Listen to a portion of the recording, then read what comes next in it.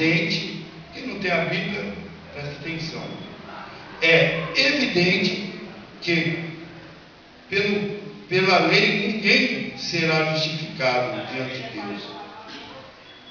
Veja bem, você pode conhecer tudo, você pode ter melhor estudo, falar melhor até que o pastor Alexandre, ser mais educado, mais refinado, ter mais cultura na Bíblia, conhecer a Bíblia de capa a capa, saber tudo do Evangelho.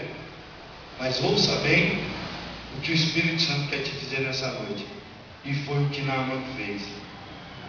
É evidente, é verdade. Evidente quer dizer verdade. Evidente quer dizer verdade. É verdade que pela lei ninguém será justificado diante de Deus, porque o justo vive pela fé. O justo vive pela fé. E a fé vem do ouvir e vem do obedecer a palavra de Deus. Chegou a sua vez. O que é que você tem para Jesus? O que é que você pode falar para Ele nessa noite?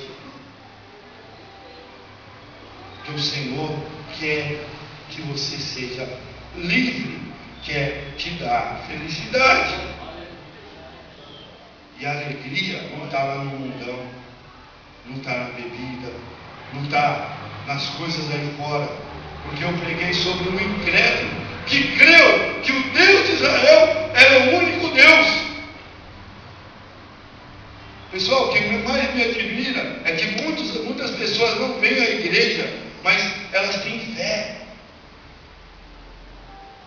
Se você falar com um incrédulo, um católico que ele não tem fé em Deus, ele bate em você. Fala com um macumbeiro que ele não tem fé em Deus, ele bate em você, vem para cima de você, revoltado. Que rapaz? Porque todo mundo quer dizer que tem fé em Deus. E isso eu falei para o meu amigo hoje. Olha, Deus está trabalhando naquele homem. E a senhora sabe já do que eu estou falando. Ele disse: mas eu tenho fé em Deus, Alexandre, mas você não o segue.